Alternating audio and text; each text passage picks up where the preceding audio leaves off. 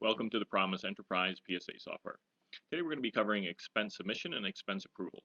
The first step to set up expense submission and approval is an administrative step. A sysadmin would have to go in and set up the users who have appropriate approval authority.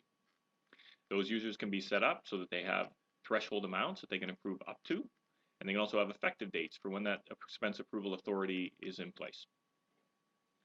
Once that's been set up, the user would simply go in and create their expense reports. The expense report receipts can be tracked in one of two ways. They can have individual receipts for the individual expense items. So here's two different expense items, and you'll see they have their corresponding individual images for each receipt.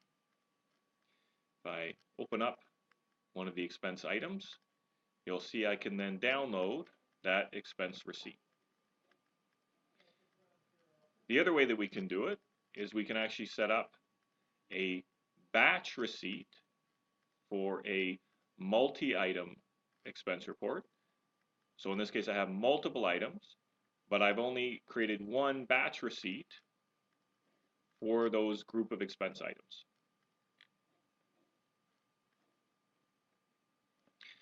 Once I've decided that I'm ready to submit this expense batch for approval, I can simply click on the Request for Approval button, select my approver. I'll get an email notification saying the email has been sent to notify the approver that they have a new expense processing request. That approval will get a notification for that expense approval. They'll then log into Promys with their appropriate login credentials.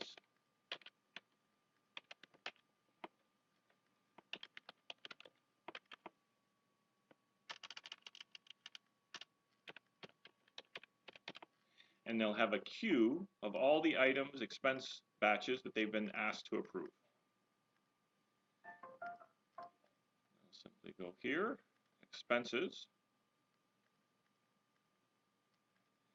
double click to open it, and you'll see now that they can approve or reject this expense report. Here's the detailed line items, and then right in that same expense approval view is a copy of the receipts.